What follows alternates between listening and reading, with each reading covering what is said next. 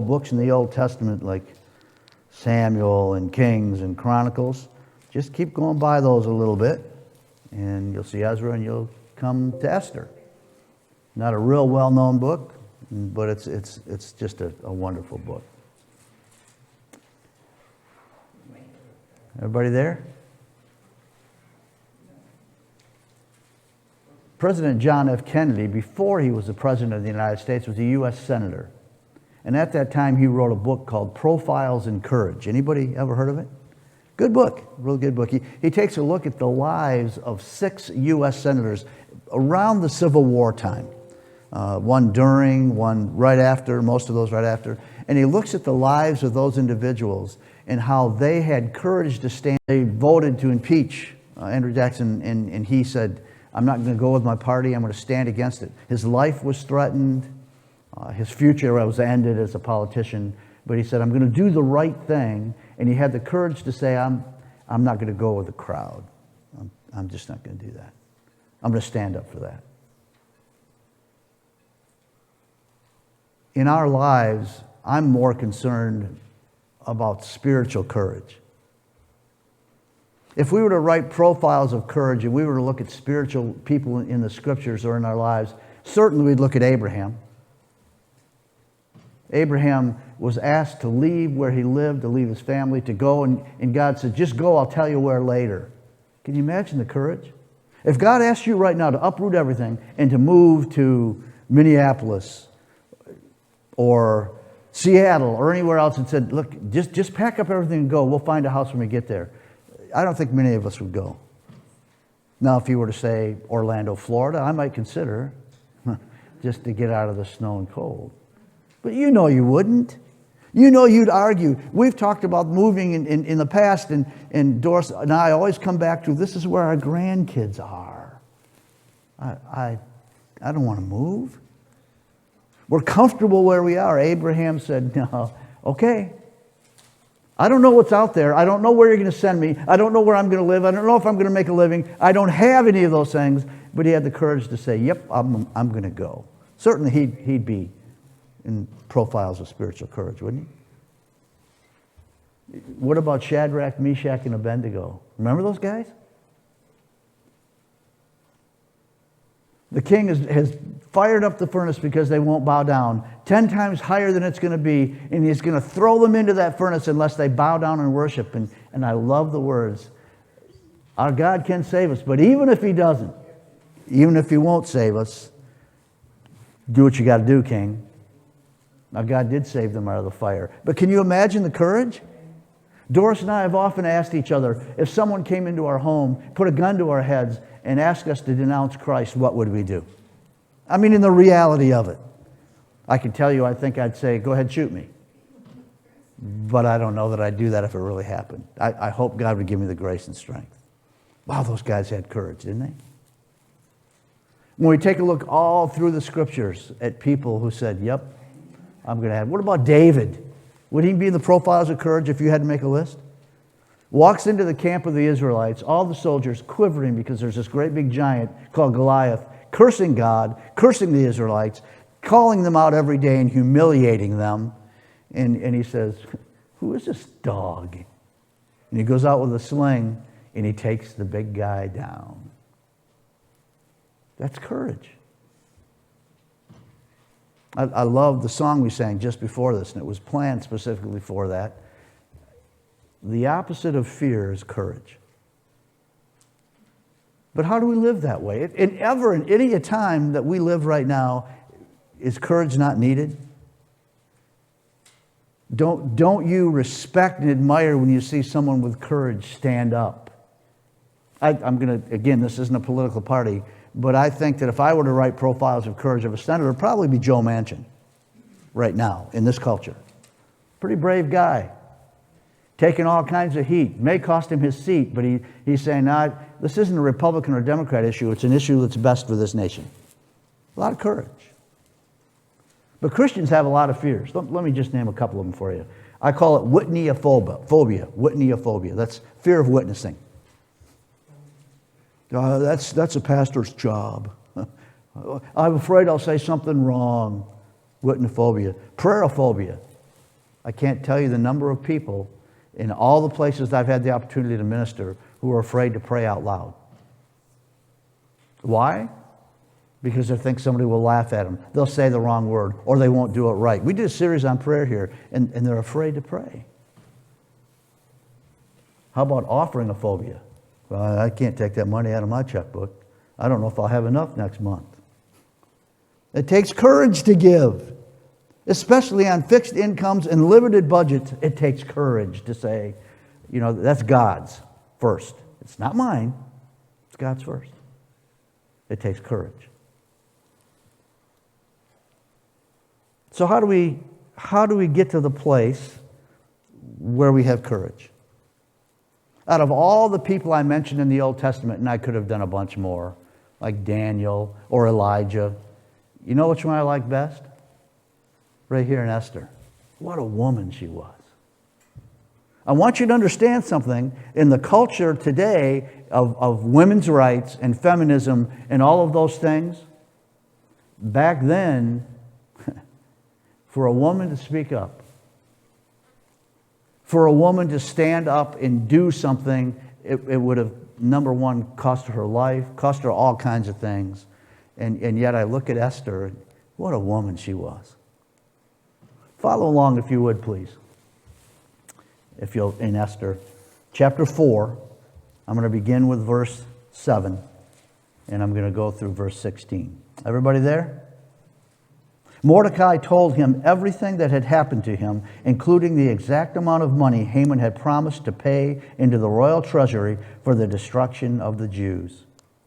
He also gave him a copy of the text of the edict for their annihilation, which had been published in Susa, to show to Esther and to explain it to her. And he told him to urge her to go into the king's presence, to beg for mercy, and to plead with him for her people. Hatach went back and reported to Esther what Mordecai had said.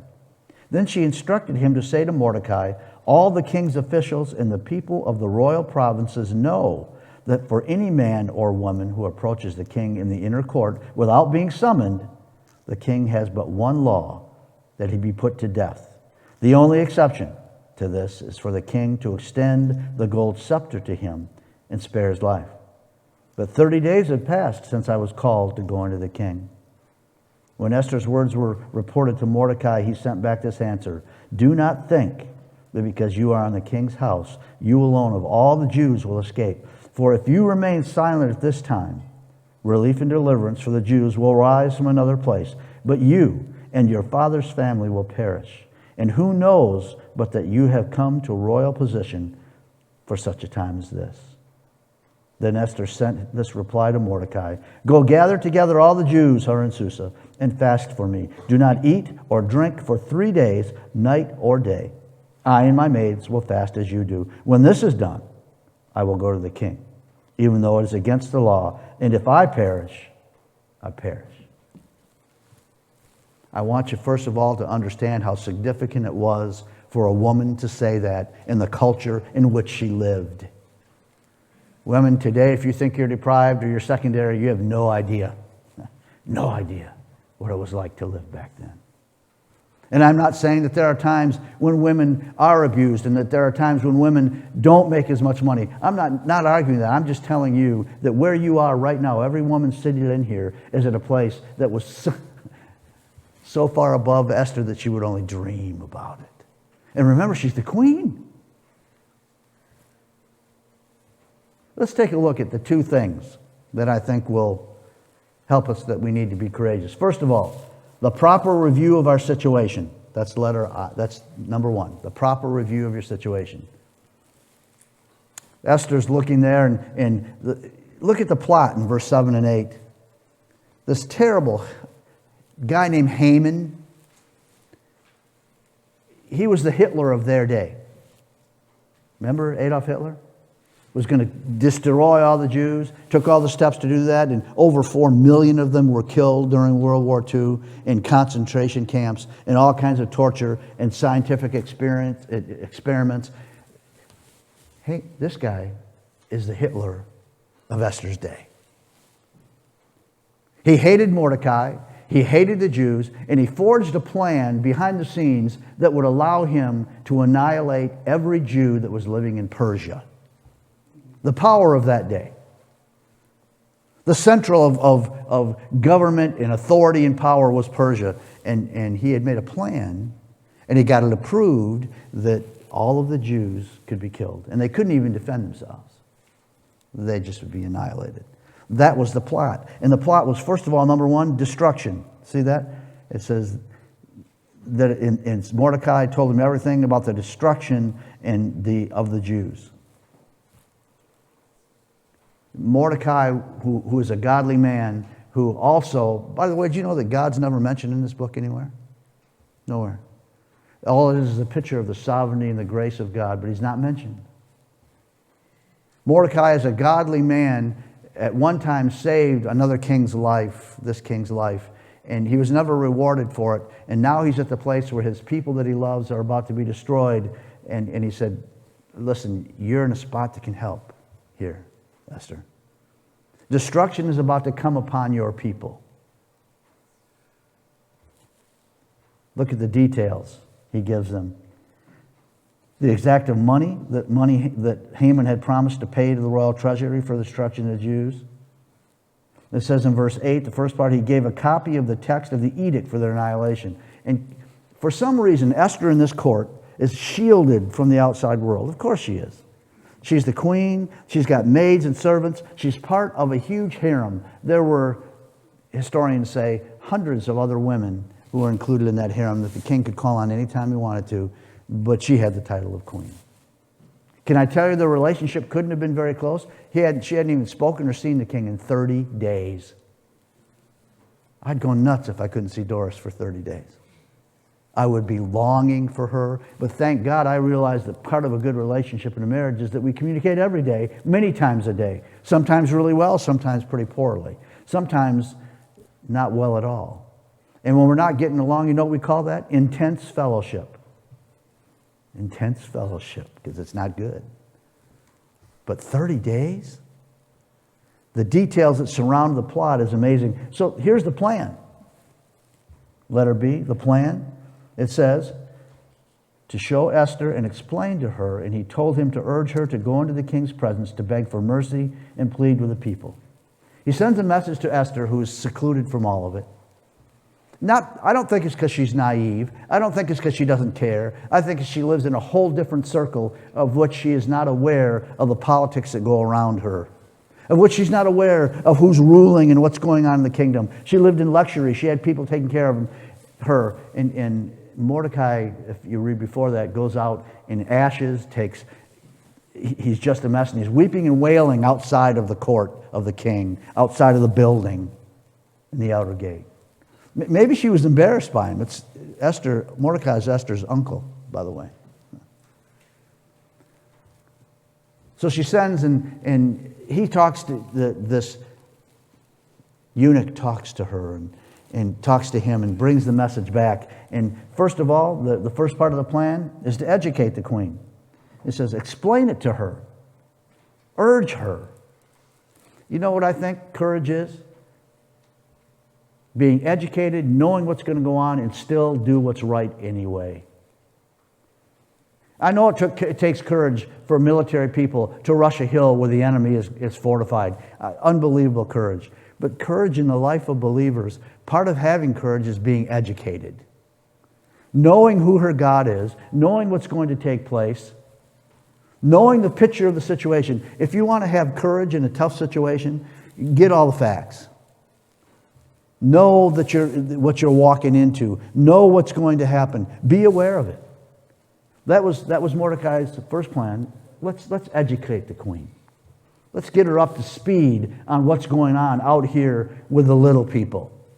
What's going on in the homes 100 miles away. Susa was one of the many capitals of Persia. And from that capital, all of Persia then would be annihilating Jews wherever they lived, whoever they were, no matter what they owned. So, okay, let's let her know what's going on. And then let's enlist the queen. Number 2, let's enlist the queen. Let's get her help. Once she knows what's going on, let's get her to be able to participate in this plan to save our people. Let's get her to be on the side as a spokesman, as one who might have the resources to go before the king. We need her to understand and be on our side. Let's enlist the queen. Letter C. In the proper review of your situation, letter C is the problem. Problem, first of all, was approaching the court. Look at verse 10.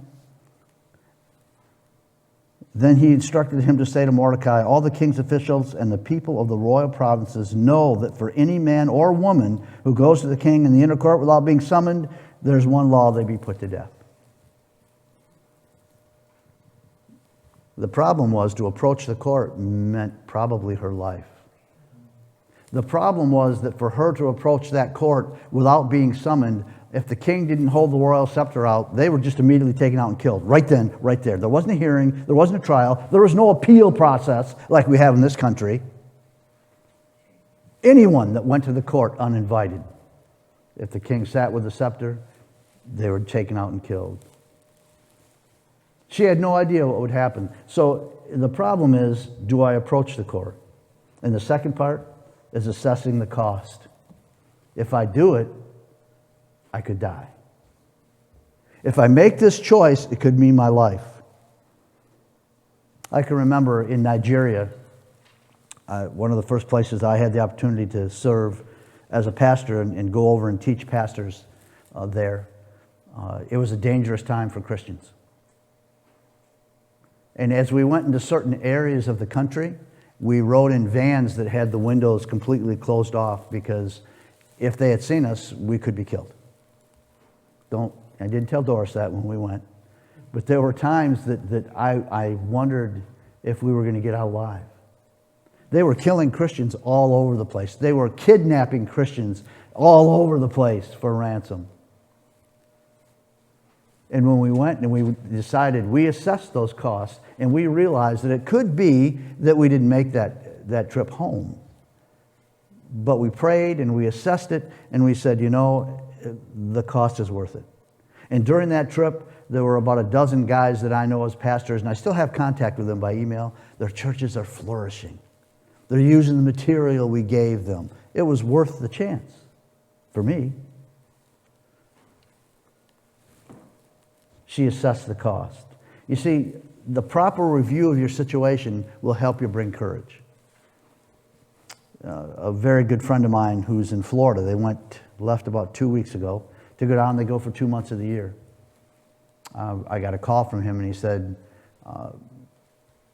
Marcia, which is his wife, we think she had a stroke. She's in the hospital. About 8 hours later, they called. It's worse than a stroke. They found a tumor on the front lobe of her brain. And we don't know what to do. We don't know. We're confused. Where do we go? And I said, first of all, assess the situation. Do you want to stay there, or would you rather come back here? They said, we'd rather come back here. That's where our family is, our friends are, our doctors are. I said, make that contact.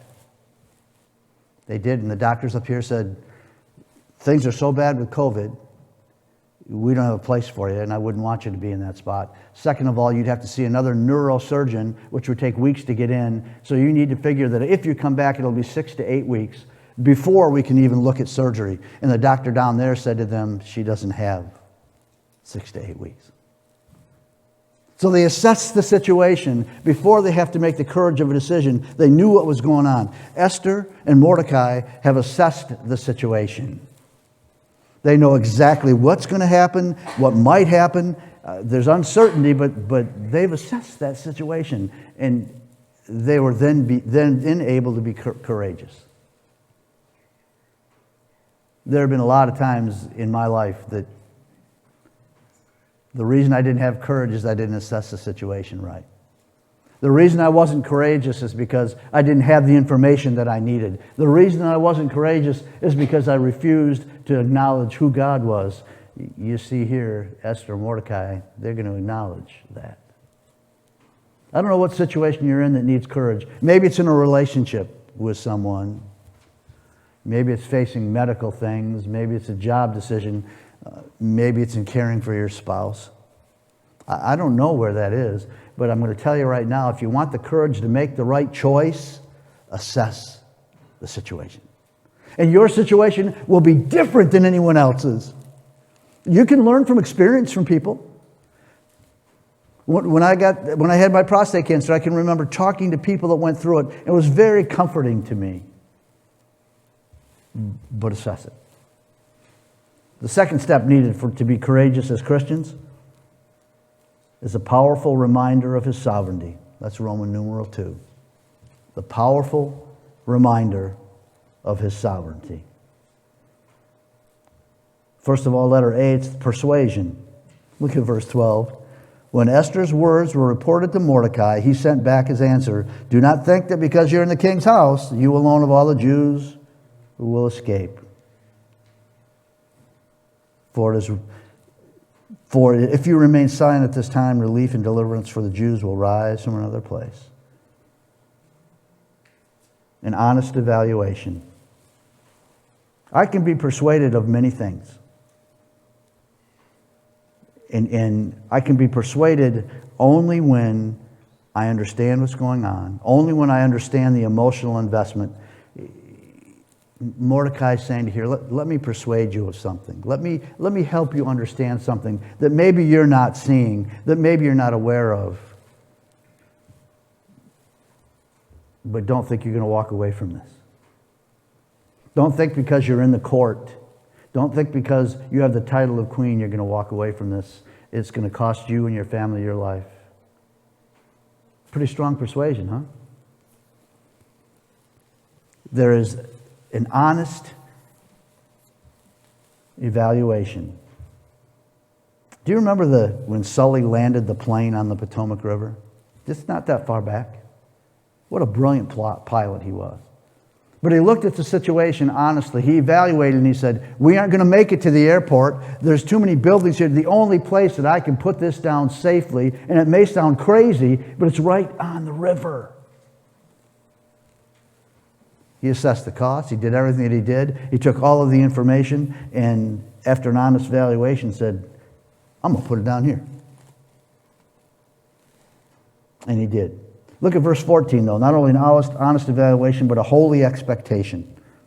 For if you remain silent this time, deliverance for the Jews will arise from another place. So if you don't do this, I'm trusting God and His sovereignty. He'll provide someone or someone else. Do you know how many times in our lives that God has asked us to do something and we haven't, and He's still taking care of it? You may not even see the times. He wanted to remind her that, listen, you're in a spot, you're in a position that you uniquely could help us. But even if you don't, the God that I love will take care of His people. I believe that today. God will intervene. God will intercede. If you take a look at the little nation of Israel, I haven't been there a couple times, and traveled the length and the breadth of it, and seeing all of the countries around it that want them dead and annihilated, you would be amazed that that little country's still there. And that little country will always be there because it's God's sovereign people. It's God's sovereign people. Esther took a look at that and listened to that and said, okay, I'm here. Okay, I understand my position. Okay, I'm realizing I understand my situation. And what she needed was to be reminded of her heritage and her culture. Listen, let me remind you. Everybody look at me for a minute. Wake up. Let me remind you of who you are. If you're here this morning, your life has been paid for by the redemptive blood of Jesus Christ. You are a child of God. Remember who you are. He said to Esther, remember who you are. You're a Jew and part of the family of God in Israel. Don't think for a minute as a believer that God's ever going to abandon you. His sovereignty applies to you. His care for you applies to you. And as you face situations that need courage, remember the resource of Him in your life. Amen. As I prayed with my friend Marcia down in Florida on the phone, and we talked, even by the end of the time, she said, I just needed the reminder. To have courage, I just needed someone to, and you may be the one that will answer for someone else's lack of courage by coming alongside them in their loss, in their trouble, in their dismay. You may be the one that God uses. God used at this place Mordecai in the life of Esther to persuade her. Look at the preparation. Courage, I believe, real courage comes from preparation. You say, well, what about those guys that rushed that hill against odds? Well, you know why they rushed that hill? Because they had been prepared. They had been taught. They went through. Anybody that goes through the military will tell you the extreme training that takes place, especially at the levels of a Navy SEAL or a Ranger who do unbelievable things. They do those because they've been prepared for it. Esther's about to do something absolutely amazing because she was prepared for it. Look at what happens. Number one, preparation of God's people. Look at verse 15.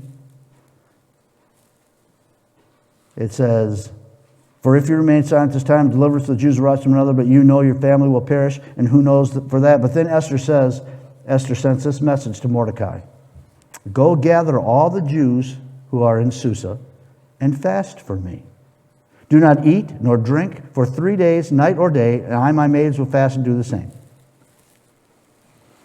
Scholars are in a real tiz about this because it doesn't say ask for prayer. It says to fast. They're both on both sides. I believe that, and I can't tell you, God says it, I believe that they also prayed. In the Jewish culture and the Jewish history of fasting, there was prayer involved. But whether or not they did, they all fasted for sure. 3 days, 3 nights, didn't eat anything. Why did they do that? They were doing that in preparation, in seeking God's favor, whether asking for it or not, for this young lady to be able to go before the most powerful man in the known world at the time and seek an audience.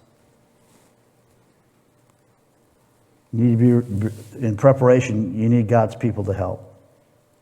Any of you facing a tough decision?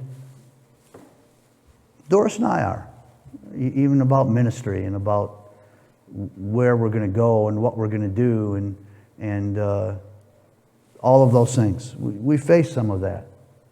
And you know what the key for that is? To courage to make the right decision? We ask people to pray with us. Hey, I'm not certain where this is going. I'm not certain where God's going to have us. And isn't that the worst place to be? It's the best place for God and the worst place for us. Let's be honest. But that's when he does his best work.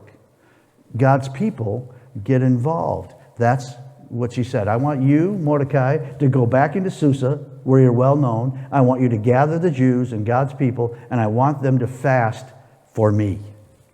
And she said, I'm going to do the rest as well. And also, number two is of God's person. She realized that she needed that time. She realized she was going to do the same thing. She wasn't asking them to do something that she wasn't willing to do. Don't you? I used to go to, when I was young, went to a church where the pastor always preached all these things that we should do, but we never saw him around to do it. I don't want to follow that kind of leadership. She said, no, this includes me. I'm going to be fasting, and all those around me, I need to be prepared for this. I think real, genuine courage requires preparation at every level of life. Finally, look at the promise, beginning in verse 16. It's a great promise. It says, go gather the people together, don't eat or drink. I and my maids will fast. You to say, when this is done, when that's done, I will go to the king, even though it is against the law, and if I perish, I perish. The promise was, I'll approach the court. I'll go. I'm letting you know if you do these things that I believe that will give me the courage I need, and I'm going to go into that court with great uncertainty of my future, but I'm going to walk in. And then finally, under the promise, she accepted the cost. See that? If I perish, I perish. If that's the result of this, if that's the cost, I'm willing to do it because it's worth it. The people that I love are worth it. The people that of my heritage and my culture and of God's people, if that's what it's going to take, I'll give my life. That's courage. That's courage. We live in the Western church, and never in the history of the Western church has there been less courage among believers. Ever. In the 40 years that I've pastored, I have seen it decline more and more. Less people willing to stand up and be counted as a believer in their jobs because they don't want to lose their job or they might be mocked. Less courage to stand up as husbands and wives and walk through the difficulties of life and have the courage to face those and not walk away from their faith and not walk away from their spouses. And I'm telling you, I know that personally. No courage. How's your courage today? How you doing? Let me give you, just real quick, these aren't written down, but I want to give you a couple things that I think will help you apply it. Because I'm a firm believer, first of all, faith without courage is empty. Write that down. Faith without courage is empty. You can talk about your faith all you want to, but that faith doesn't amount to much unless you have the courage to share it and live it in your life.